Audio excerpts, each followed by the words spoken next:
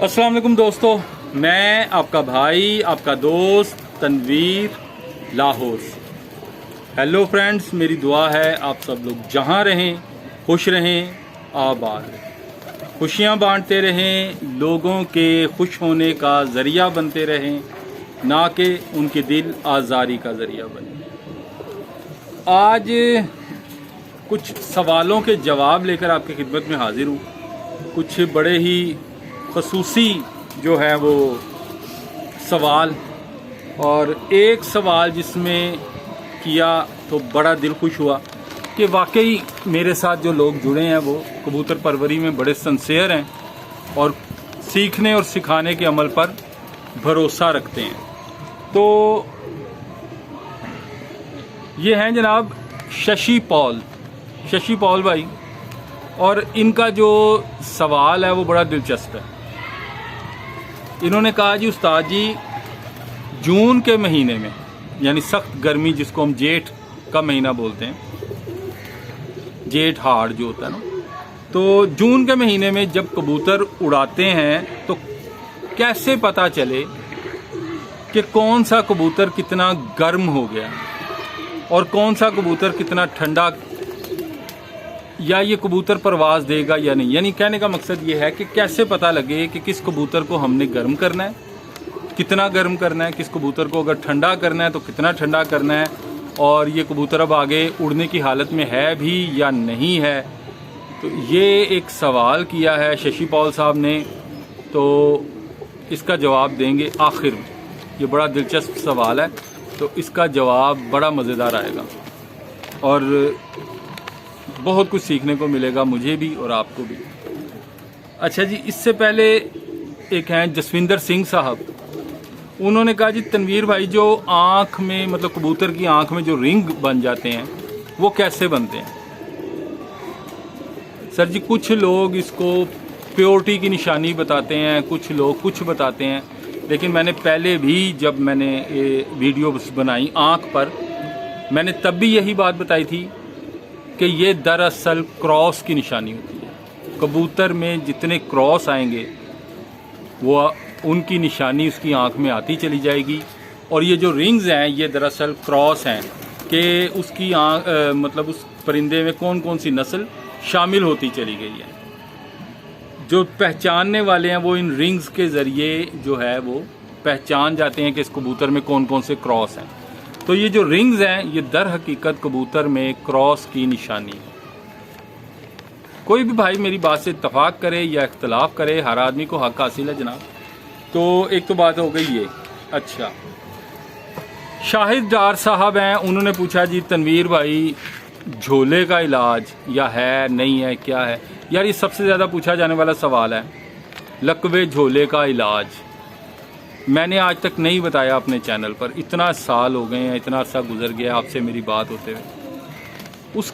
उसकी वजह ये है कि जनाब प्रॉपर इलाज कोई नहीं है। असल चीज़ तो ये है कि आप पहले ही एहतियात करें, कबूतरों को प्रॉपर वैक्सीनेशन करें और उनकी एहतियात करें बीमार होने से पहले। जब लकवा झोला हो जाए 100-200 लोग टोटके बताते हैं, नुस्खे बताते हैं, लेकिन ये सब के सब जो हैं वो टोटके हैं। चल गया तो चल गया, ना चला तो ना सही। कबूतर ठीक हो जाते हैं लकवे झोले वाले, खुद ब खुद भी ठीक हो जाते हैं। कई कबूतर ऐसे होते हैं जिनको आप छोड़ दें, वो एक टाइम पीरियड होता है, जब वो गुजर जाए तो वो खुद ब खुद ठीक भी हो जाते हैं। कुछ परिंदों की गर्दन टेढ़ी ही रह जाती है, नहीं ठीक होती, और कुछ जितना मर्जी इलाज भी करें नहीं ठीक होते। तो इसका कोई प्रॉपर इलाज नहीं है जनाब, जो मैं बताऊं। मैंने ऐसे ही कभी मतलब ये नहीं किया कि जिस चीज़ का ना पता हो वो बताना शुरू कर दूं। मेरे पास लकवे झोले का कोई इलाज नहीं है। अगर किसी भाई के पास है तो मुझे ज़रूर बताए, और अगर वो कहेंगे तो मैं आगे शेयर भी करूंगा। मैं इस बात को एडमिट करता हूं कि लकवे झोले का बिल्कुल 100% क्या 80% इलाज भी नहीं है मेरे पास, 70% भी नहीं है। बस ये चांसेस के ऊपर लोग बस बता देते हैं, तो कोई ख़ास इलाज नहीं है इसका, मेरे नज़दीक तो नहीं है। अच्छा जी, एक हैं भाई विशाल गौरव, तो ये विशाल गौरव साहब कहते हैं कि सर, हाँ अब ये एक मज़ेदार बात आ गई है। ये एक भाई हैं विशाल गौरव और एक हैं दानिश मुबीन, इनके तकरीबन एक जैसे कमेंट हैं। और आज ये जो टैडी कबूतर मैंने पीछे छोड़े हैं ना ये टैडी कबूतर पीछे छोड़ने का भी यही मकसद है कि मैं इन दोनों भाइयों के कमेंट मैंने पढ़े, तो मैंने कहा चलें आज टैडी कबूतर पीछे छोड़ते हैं और इनके ऊपर ही कुछ बात करते हैं। तो इंशाल्लाह जी इन्हीं पे बात होगी। अभी एक आध और सवाल शामिल कर लेते हैं, उसके बाद फिर ये दानिश मुबीन साहब, विशाल गौरव और फिर आखिर में जो शशि पॉल हैं उनके सवाल का जवाब देंगे। अच्छा, एक सवाल और शामिल कर लेते हैं। ये मंजूर रिंद साहब हैं उरंगी टाउन कराची से। तो इन्होंने कहा है कि कबूतर और कबूतरी यानी जोड़ा बिल्कुल फिट है, लेकिन उनके जो बच्चे निकलते हैं वो टांगों से माजूर होते हैं। देखें भाई, मेरे तजुर्बे के मुताबिक जो आपका खाना है ना कबूतरों का, जो जहाँ बच्चे पलते हैं वो ठीक नहीं है। आप सफाई बहुत ज़्यादा करते हैं खाने की। जब सरफेस नीचे जो जगह है जहाँ अंडे होते हैं, बच्चे होते हैं, अगर वो प्लेन रहे, बिल्कुल प्लेन हो, तो अक्सर बच्चे जो हैं वो टांगों से माजूर पैदा होते हैं। और अगर प्रॉपर खाना गुलाई में है, गोल, चाहे वो वक्त के साथ साथ कबूतर खुद बना लेते हैं और फिर बच्चे बीठें करते हैं, तो इनका एक प्रोसीजर होता है कि जब दोनों बच्चे जो होते हैं ना, ये एक तरफ मुंह करके नहीं बैठते। अक्सर आप देखें एक बच्चे का मुंह एक जानिब होगा, दूसरे का दूसरी जानिब होगा, चेंज करते रहते हैं। और ये जब बीट करते हैं तो एक दायरे में करते हैं, उससे एक ख़ास किस्म का इनका जो नीचे घोंसला है ना वो गोल और बड़ा मतलब ज़बरदस्त किस्म का बन जाता है। उसमें जो बच्चे पलते हैं उनकी टांगें कभी ख़राब नहीं होंगी। मेरा ये मुशाहिदा है, कोई माने ना माने ये उसकी मर्ज़ी है, लेकिन ऐसा ही है। आप नीचे कोई मट्टी का गोल बर्तन रख लें, अक्सर लोगों ने रखे होते हैं आजकल, मैंने देखा है नेट पर ऐड आ रहे होते हैं, प्लास्टिक की भी वो ट्रेज छोटी छोटी सी आ गई हैं जिनमें अंडे गुलाई में होती हैं वो। तो इस किस्म की कोई चीज़ रखें, इंशाल्लाह आपका मसला हल हो जाएगा। नहीं जी, अब बात करते हैं जी दानिश मुबीन और विशाल गौरव। विशाल गौरव साहब ने कहा कि जी सर जी कुछ भी कहें, तो लास्ट टाइम मैंने एक वो टैडी मादा दिखाई थी, तो उन्होंने कहा जी कि इसमें रामपुरी और सहारनपुरी कबूतरों का ब्लड, यानी उन्होंने ये तो नहीं कहा कि इसमें, उन्होंने कहा जी आपके कबूतरों में सहारनपुरी और रामपुरी कबूतरों का ब्लड शामिल है। इसी तरह दानिश मुबीन भाई ने लिखा कि जी आपकी जो मादा है ये सहारनपुरी कबूतरी है। अब देखें यार, बात आपकी मैं रद्द नहीं करता, बात आपकी ठीक होगी। ये जो पीछे कबूतर हैं इनमें सहारनपुरी और रामपुरी ब्लड होगा, कोई बड़ी बात नहीं है। इंडिया पाकिस्तान एक था, इवन अगर एक मतलब उसको भी छोड़ दें तो अभी भी हमारा कितना फासला है। हमारे परिंदे आपकी तरफ गिर जाते हैं, आपके परिंदे इधर गिर जाते हैं, ये कोई बड़ी बात नहीं है। मे भी हो भी सकता है, जो आप कह रहे हैं वो ठीक भी हो सकता है, मैं आपकी बात को रद्द नहीं करूँगा। इसी तरह हमारे यहाँ ना पाकिस्तान में भी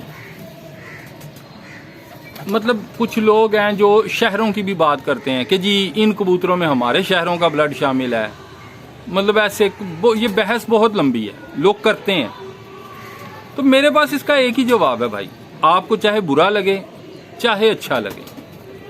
अब आपने कहा जी इनमें सहारनपुरी या रामपुरी कबूतर हैं, तो यार आप लोगों के लिए, जो आप लोग मतलब अगर इंडिया में बैठे हो, तो आपके लिए तो सहारनपुरी हासिल करना भी बहुत आसान है और आपके लिए रामपुरी कबूतर भी हासिल करना बहुत आसान है। तो इजी है, आप तो बड़े आराम से बहुत सुकून से ये बना सकते हो।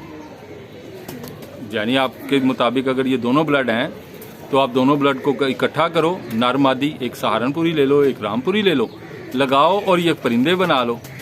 यहाँ के भी जो शहर के लोग कहते हैं कि जी इन परिंदों में उन परिंदों में ये ब्लड है, तो मैं उन्हें भी यही कहता हूँ कि यार फिर आपके लिए तो आसान है। जब आप कहते हो कि जी हमारे शहर का परिंदा इनमें मौजूद है, तो आप इनको क्यों नहीं बना लेते? फिर लाहौर या कसूर क्यों भागते हैं लोग, ये परिंदे क्यों ढूंढते हैं? कुछ तो है।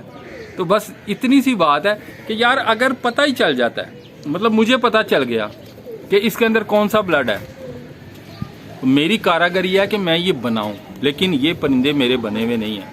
ये मैं एक पेयर लाया था, मैंने उससे बढ़ाए हैं, 2 नर और 1 मादी, 3 परिंदे में लाया था, मैंने उनसे ये बढ़ाए हैं, ये तादाद बढ़ी है, ये मैंने बनाए नहीं हैं, ये ऑलरेडी किसी से लाए हुए परिंदे हैं। तो अगर मैं इतना फनकार उस्ताद हूँ और मुझे पता हो कि इसमें ये परिंदा शामिल है, तो मैं इसको बनाऊं, फिर मैं किसी से लूं क्यों? तो ये थोड़ी सी बातें जो है ना, इनको देखना चाहिए, सोचना चाहिए, समझना चाहिए। और चलें जी, बिलफर्ज एक मुझसे आप परिंदा ले गए, कोई भी XYZ, उसमें एक आधा पर डाला और उस परिंदे से ज्यादा बेहतर परिंदा बनाकर मेरे सामने पेश कर दिया। मैं कहूँ यार इसमें मेरे परिंदे का ब्लड है, नहीं, मुझे उस बंदे को, उस उस्ताद को, या वो इवन कोई भी है, मुझे उसे अप्रिशिएट करना चाहिए कि यार चाहे मेरा परिंदा तुमने इस्तेमाल किया, आप मुझसे लेकर गए, लेकिन आपने उससे ज्यादा अच्छी चीज बना के मेरे सामने पेश की। हम लोग इस एप्रिसिएशन को भूल गए हैं। कम अज कम हमें उन उस्ताज़ा कराम को अप्रिशिएट करना चाहिए, चाहे उन्होंने कोई ब्लड इस्तेमाल किया, चाहे कोई ब्लड इस्तेमाल किया, लेकिन उन्होंने मजीद बेहतर चीज सामने लाके दी। मैं उन्हें सलाम करता हूँ। मैं ऐसे उस्ताज़ा कराम को सलाम करता हूँ जिन्होंने बेहतरी, जो शौक में बेहतरी लाई। आज अगर अंधेरों में कबूतर बैठ रहे हैं, इन कबूतरों के मरहूने मिन्नत है। चाहे ये कबूतर असल हालत में बैठते हैं नहीं बैठते, एक अलग बहस है, लेकिन कहीं ना कहीं पीछे ये कबूतर कार फरमा है कि कबूतर शाम की परवाजें दे रहे हैं। इस चीज़ को अप्रिशिएट करना चाहिए, तनकीद नहीं करनी चाहिए। बहरहाल अगर मेरी कोई बात बुरी लगे जनाब माजरत, लेकिन मैं सच्चा और खरा बंदा हूँ, मैं ऐसी ही बात कर जाता हूँ। तो बस ये छोटी सी बात है। चलें अब आगे बढ़ते हैं जी। और शशि पॉल साहब, बड़ा अच्छा सवाल किया उन्होंने कि अगर गर्मियों में कबूतर उड़ रहा है, किस तरीके से हमें पता चलेगा कि ये कबूतर कितना गर्म करना है या कितना ठंडा करना है, या ये उड़ेगा नहीं उड़ेगा। अच्छा, एक बात तो ये है कि ठंडा तो खैर किया नहीं जाता। अगर आप ख़ास तौर पर नुस्खा बाजी की बात कर रहे हैं ना, तो उसमें ठंडे वाला तो काम कोई नहीं है। मतलब मेरी किताब में कबूतर अगर उड़ाना है तो उसको आप गर्म करेंगे या मोतदिल करेंगे। तो इसका तरीकाकार तो ये होता है, मैं सिर्फ वो जो ठंडे का जवाब अभी दे रहा हूँ कि जो ठंडा भाई ने कहा, ठंडा नहीं किया जाता। यानी अगर कल हमने परवाज़ लेनी है परिंदे की, स्टंप लगनी है, टूर्नामेंट है, बाजी है, जो भी है, तो आज यानी एक दिन पहले जो दिन होता है उस सुबह को कबूतर को मोतदिल कर दिया जाता है। यानी अगर उसको हम पहले कहीं गर्म करके परवाज़ें लेते रहे हैं, या हमने देखा कि इवन इसको कोई तलखी हो गई है, हीट में आ गया परिंदा, तो उसको मोतदिल किया जाता है, ठंडा नहीं किया जाता। एक चीज़ तो ये जहन में रखें कि ठंडा परिंदा तो किसी सूरत नहीं करना, वो नहीं उड़ेगा फिर। हाँ, ये बात कि परिंदे को क्या देखा जाए, क्या जज किया जाए कि परिंदा कितना गर्म करना है या गर्म नहीं करना, अगर ज़्यादा गर्म करेंगे तो भाग गया, ये बड़ी बारीक कबूतरबाजी है। तो इसमें एक चीज़ मैं आपको बताता हूँ और दूसरी चीज़ मैं आपसे पूछता हूँ, और ये सवाल मैंने आज से 3-4 साल पहले एक व्हाट्सएप ग्रुप में भी पूछा था। शायद उन ग्रुप्स वाले जब वो मेरी बात सुनेंगे तो उन्हें याद आ जाएगा कि परिंदे में, इस परिंदे में, कबूतर में ऐसी कौन सी चीज़ है जिसको देखकर हमें ये पता चल जाता है कि ये परिंदा ज़्यादा गर्म हो गया है या ये ठंडा हो गया। इस परिंदे में एक ऐसी चीज़ है जिसको देखकर हमें पता चल जाता है, आँख से देखकर। ये आप लोगों से सवाल है, अगर आप में से कोई भाई जवाब देगा तो फिर इस पे नेक्स्ट वीडियो में डिस्कस होगी। अगर कोई जवाब नहीं देगा तो फिर मैं डिस्कस नहीं करूँगा नेक्स्ट वीडियो में। हाँ, दूसरी चीज़ जो है जज की जाती है वो मैं आपको बता देता हूँ, वो है परिंदे की नब्ज़। कबूतर परवरी में जिस उस्ताद को कबूतर की नब्ज़ देखना आती है वो दाना पानी नुस्खेबाजी में बड़ा माहिर उस्ताद होता है। और ये जब नुस्खा लगाया जाता है या रात को कबूतर को जब तैयारी दी जाती है तो कबूतर की नब्ज़ चेक की जाती है। अगर कबूतर की नब्ज़ ज़रूरत से ज़्यादा तेज़ है तो उसको नुस्खा ना लगाएं। मेरा तो आप लोगों को यही मशवरा है, आप उसको ऐसे ही उड़ा लें, सादा उड़ा लें, सादी परवाज़ ले लें, उसकी ज़्यादा बेहतर है। अगर आप उसके साथ ज़्यादा छेड़छाड़ करेंगे, नुस्खा लगाएंगे तो वो कबूतर गिर जाएगा, बाहर गिर जाएगा, ज़ाया होने के चांस हैं। या अगर कबूतर बहुत अक्लमंद है, सियाना है और उसकी नब्ज़ ज़्यादा तेज़ चल रही है, धड़कन ज़्यादा तेज़ है, उसका दिल घबराएगा, वो जल्दी भी बैठ सकता है। वो एक अक्लमंद कबूतर होगा कि जो बजाय इसके कि कहे कि मैं ज़ाया ही हो जाऊं, मैं कहीं और चला जाऊं, उसको अपने घर से प्यार होगा और वो जल्दी घर बैठ जाएगा। तो नब्ज़, जिस तरह नब्ज़ शनास होते हैं ना इंसानों में भी हकीम, इसी तरह जो अच्छा उस्ताद कबूतर परवर होता है वो परिंदे की नब्ज़ देखकर, अब नब्ज़ देखें और ये अपने उस्ताज़ कराम से पूछें तो इंशाल्लाह जब कभी अगर मौका मिला तो कुछ मैं भी आपको गाइड करूँगा। लेकिन ये सारा नब्ज़ का खेल है और नुस्खेबाजी में नब्ज़ बहुत काउंट करती है।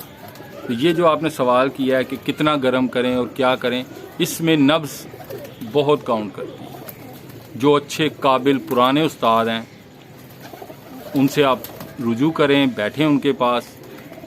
अच्छे उस्तादों के पास बैठकर भी इंसान बहुत कुछ सीख जाता है। तो लें जनाब, नेक्स्ट अगर आप इस टॉपिक पर चाहते हैं कि एक और वीडियो आए और कुछ बातचीत हो तो अपनी राय का ज़रूर इजहार कीजिएगा और इंशाल्लाह नेक्स्ट वीडियो में मिलते हैं। ये पीछे जितने परिंदे हैं सब के सब टैडी हैं, सब टैडी हैं सारे। इनमें जो भी ब्लड है, जो भी चीज़ है, लेकिन ये जिन उस्ताज़ कराम ने बनाए हैं उन्होंने शाहकार बनाए हैं और उनको सलाम है। बस अच्छी काविश को, अच्छी कोशिश को अप्रिशिएट करना चाहिए।